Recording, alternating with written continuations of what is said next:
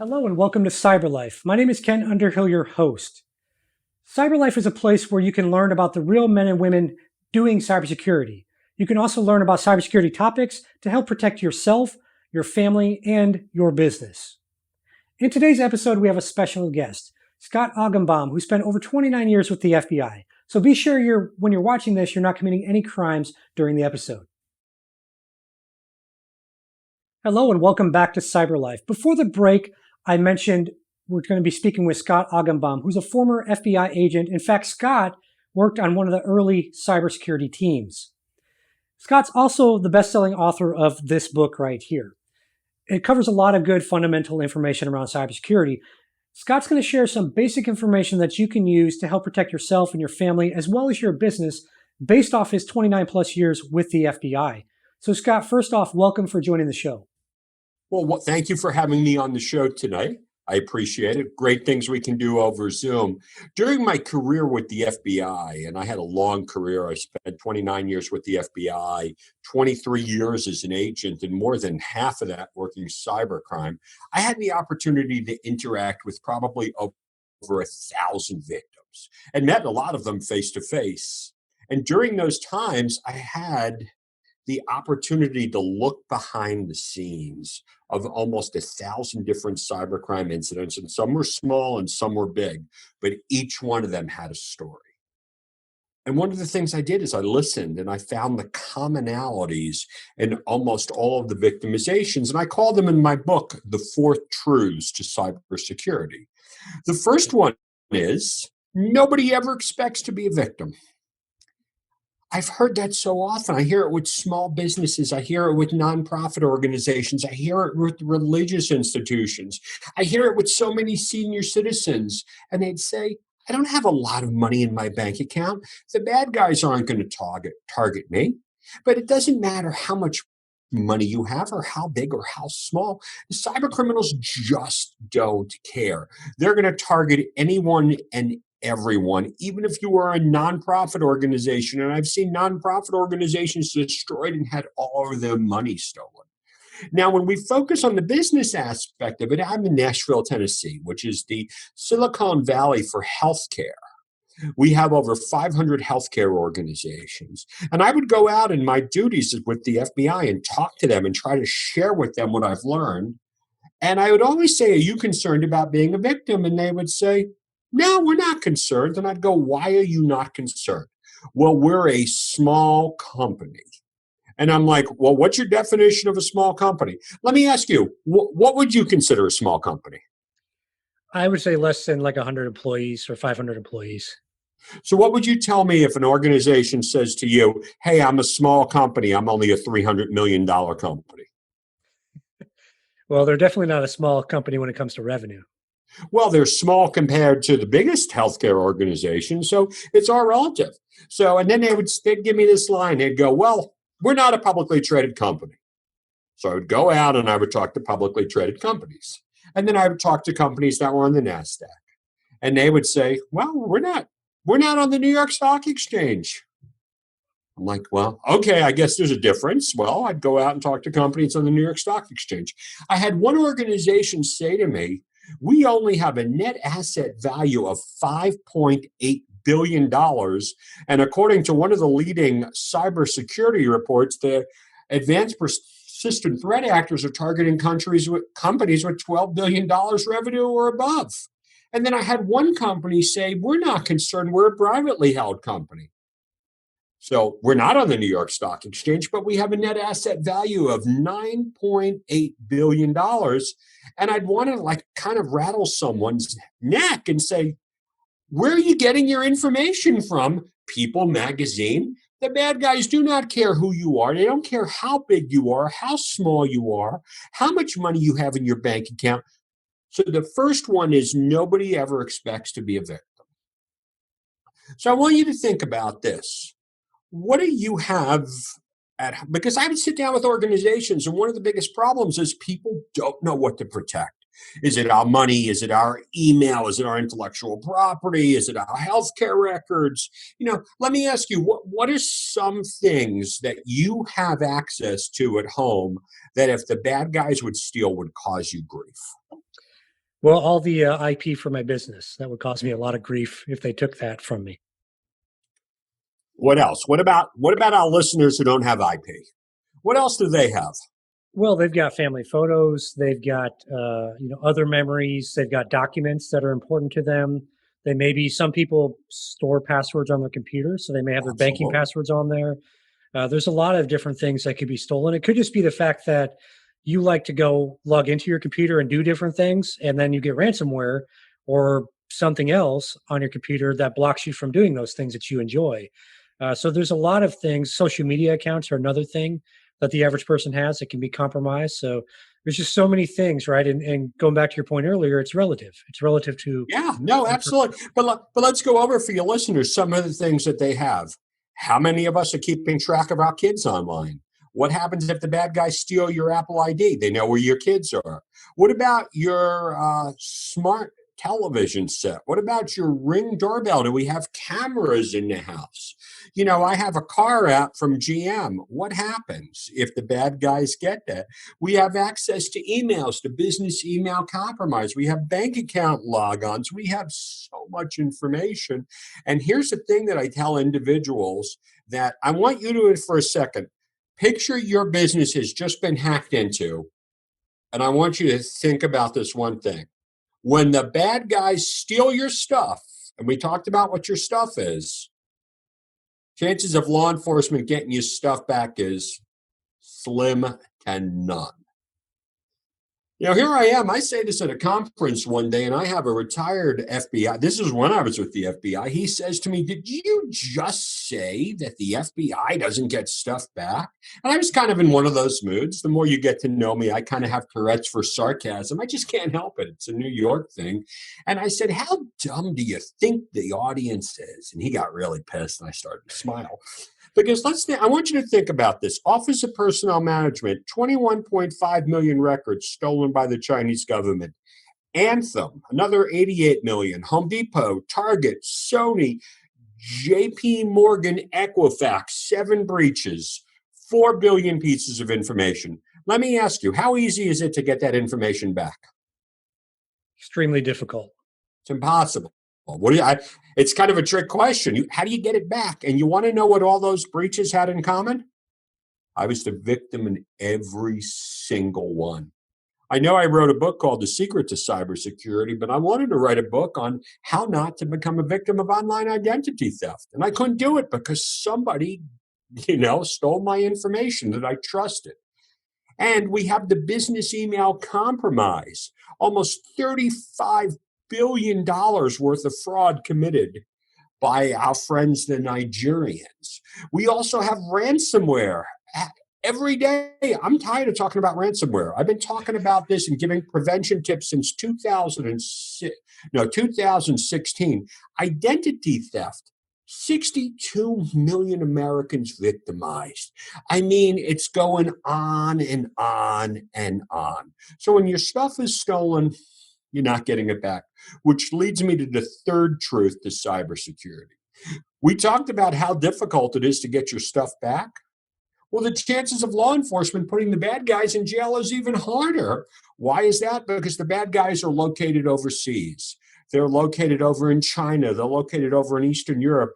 The West Africans, the business email compromise. And I'm going to tell you something that I bet your listeners have never heard of before. I'm going to confirm today. Don't anyone pass out. All right, ready? The Russians have been hacking us. Now, why do I say that with so much sarcasm? Probably not for the reasons you believe. Because in 2006, investigative reporter Brian Krebs broke the story about the Russian business network. And the FBI, when I was dealing with issues in 2007, I was going around to the financial services sector and speaking at conferences, telling them that Russian organized crime was the number one threat to the financial services sector in 2007. How many years ago is that? 13 years ago, we were dealing with that. And companies kept saying to me, I'm in Nashville. I'm in Houston. Why would anyone want to target us? So what have we, and I'm going to give you something to process. So what have we learned so far? Bad guys steal your stuff, you're probably not getting it back. And the chances of law enforcement putting the bad guys in jail is slim to none. So let me ask you, how do you think this makes people feel? Well, you definitely don't feel good. You feel like you're helpless and you're wondering, what can I do to help prevent against this? A lot of people get angry. A lot of people get that feeling of hopelessness so let's throw in a couple of other little fact patterns into this. Hello and welcome back to Cyber Life. My name is Ken Underhill, your host. Before the break, Scott shared with us some great information around what he calls the four truths. Scott, do you mind sharing the rest of the information you have for us around the four truths? 2015, right after the Target breach, because 2014 is a pivotal year as far as I'm concerned in front of cyber. We have the Target breach in 2013. 2014, the Chinese get into community health systems in Nashville, Tennessee, and the first time we see the Chinese government steal healthcare information, we have the Anthem breach, and then we have the North Koreans attack Sony. So we have three global powers do that. The floodgates explode. By 2015, according to Cybersecurity Ventures, cybercrime is a $3 trillion problem. And by 2021, which is just a couple of months, it's expected to go up to a $6 trillion problem, which is a 100% increase. But a little monkey wrench was thrown into that in March of this year. And what was that? COVID-19. COVID-19 comes in and tests every company's resiliency plans. Why is that? Because now every employee has to work from home. And now they're logging into their corporate networks without two-factor authentications, without VPNs, and the cyber criminals pick up their game, and now all of a sudden everyone's getting all these messages. The phishing campaigns start to target up. And according to the FBI's Internet Crime Complaint Center, there is a 400% increase in the reported cybercrime incidents. Okay, so we have cybercrime is going up, but at the same time, the amount of money we are spending on cybercrime, on information security products and services keeps going up at an increasing rate. And in 2015, it was $88 billion, according to that same report. And by 2021, the cumulative spending is going to be $1 trillion, almost going up 22% a year. So let me ask you another question. What does it mean when you keep spending more money to keep yourself safe and the problem keeps increasing? What does that mean? Well, it means you're not going to get ahead of it ever. In my opinion, you know what it means? We're not doing it right. We're not doing it right, and I challenge people. So now it's going to go to the fourth truth, because by now you're probably going, hey, Scott, you painted a really bad picture. You told me we're not getting our money back. You told me nobody's going to jail. You told me the cybercrime problem is going up, and now you just told me that I'm going to spend more money. Now, you know what people say? Now they get hopeless. Now, if there was liquor out, people would want to drink it. And you know what I say? The fourth truth to cybersecurity, which is where I bring you all back in. The fourth truth to cybersecurity is, during my career in touching almost 1,000 victimizations, almost 90% of them could have been prevented if individuals and organizations would just educate themselves onto the threats. So we have to understand the four truths, because if I just came here and I kind of said, hey, look, you just need to follow these 8 to 10 steps, you'd go like this. Why do I need to do this? But what I've seen is almost a victim mentality out there, because people don't think it's going to happen. So that's why I wrote my book called The Secret to Cybersecurity, to walk people through this, because cybersecurity is complicated. But the way I look at it, I'm taking behind everything that's complicated, there's something that's simple. And I took out the simple elements and I made them very, very easy to understand and very approachable. And I provided a number of steps in each one of the chapters in the book where you can take this information. And here's the best part. without spending money and without having a PhD in information security. Because right now, what I'd like to tell individuals and organizations, because I sit down with companies, they go, hey, I got a really great firewall. I go, really? I go, so did Home Depot, Target, JP Morgan, and Sony. Well, I was compliant. So is everyone who has ransomware. But if we don't do these basic steps that I outline, taking money and throwing money at the problem is not the answer.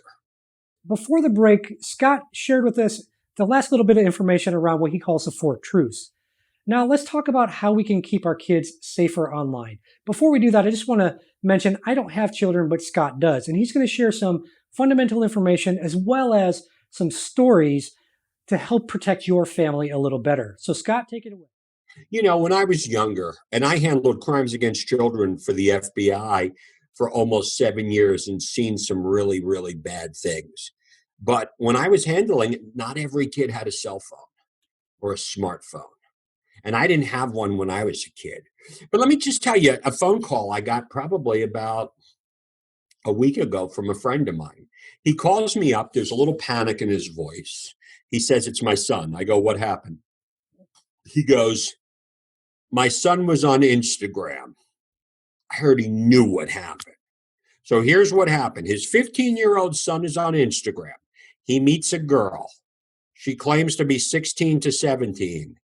Their video chat, she says to him, they're in a video chat or whatnot. She says, if you send me a picture of your blank, I'll send you a picture of my blank. It's the same thing I tell my 14-year-old and 17-year-old don't take pictures of. But they don't, the kid doesn't listen. He takes a picture of himself. He sends it to the girl. And 5 minutes later, the girl emails him back with that copy of the picture and says, if you do not pay me $250, I'm going to show that picture to all of your friends at school, everyone on your Facebook account. Well, the kid, ran to his dad, but just think about how many kids have part-time jobs and wouldn't do that. And I said, here's what you need to do. This is an organized crime ring. It's either being run out of Romania, Nigeria, or the Philippines, and all they're doing is trolling Instagram to try to trap kids into that, to do sexual extortion. And I gave him some really tips to do, like, hey, look, block all the emails, ignore it, it will go away. Do not pay a dime. And I've seen this happen, and I've talked about this in the book. It's happening to adults. Parents, we need to know what our kids are doing online. We need to have discussions with them at the earliest age. In the old days, it was easy. What was the advice I said? Keep your computer in a public room where you can shoulder surf your kids. It's not possible anymore. Your kids are on video games, they're on the Xbox, they're on Zoom, they're on iPhones, and I provide a lot of tips. There's a lot of good information. Know what your kids are doing online. As parents, we have an obligation and a responsibility. You do not want to be in a position where your kids know more than you do. I was, my son, 14 years old, we're driving in the car. He flips over one of the social media apps. I go and all of a sudden I see a list in the neighborhood of all of his buddies. I go, what's that? He goes, well, that's Snapchat, and we use it because we have the geolocation turned on our phone. So when I'm riding my skateboard, we know where everyone is. And I'm like, do you do that? He's like, yeah, how do you think I find all my friends? And I'm like, oh, but I've talked to my kid. I've drilled it into his head. He's not turning off. I can't make him turn his privacy settings off. If I knew this years before, I could do this. But now just think about this.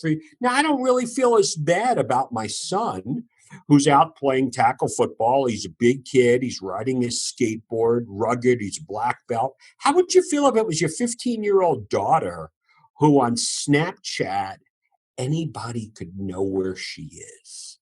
How do you think that makes most parents feel? If I was a parent, I would freak out. Yeah. There's so much about this, and I'm learning about this all the times. But I've instilled some real good knowledge into my kids at the youngest age to be there. But parents, there's some great websites that are out there. The FBI.gov has really tons of resources. Read up about that, because if your money is stolen and you're the victim of identity theft, we're going to figure that out. But if something bad happens to your kids, you do not want to be in that position. We cannot buy back their innocence. Hello and welcome back to Cyber Life. My name is Ken Underhill, your host. Before the break, Scott Augenbaum shared with us some great information on how you can help protect your children online from online predators. Scott, do you have any final thoughts for our audience around security? Yeah, let me just run through just a couple of simple things that I want everyone here to remember.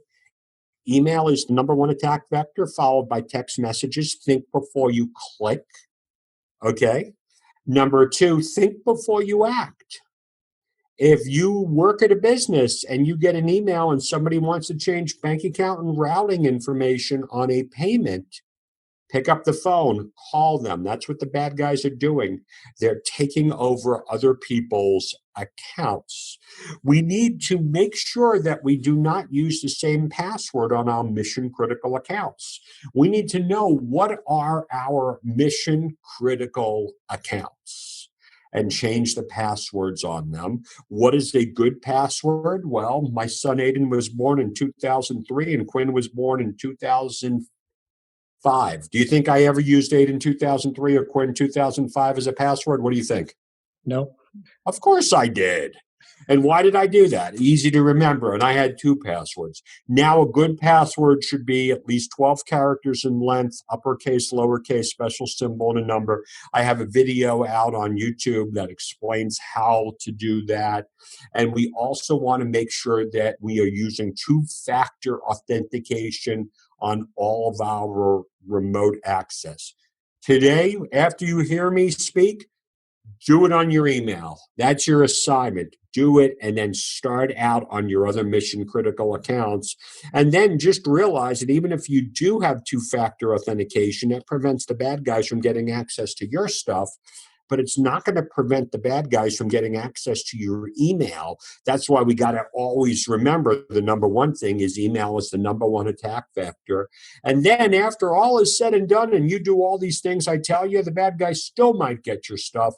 That's why you need to freeze your credit and go to the credit bureaus. Learn how to do it. It's so simple. And it's so easy. Now, if you would just follow those steps that we talked about over here, that really at its heart would have prevented a lot of victimizations.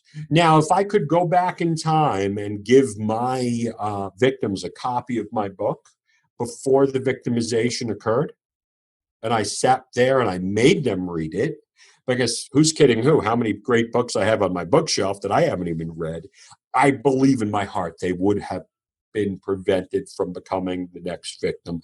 Excellent. Thank you, Scott. And again, thanks for coming on the show today. Hello and welcome back to Cyber Life. My name is Ken Underhill, your host. In today's episode, we learned some fundamental things we can do around security to protect ourselves, our family, especially our children, as well as our businesses.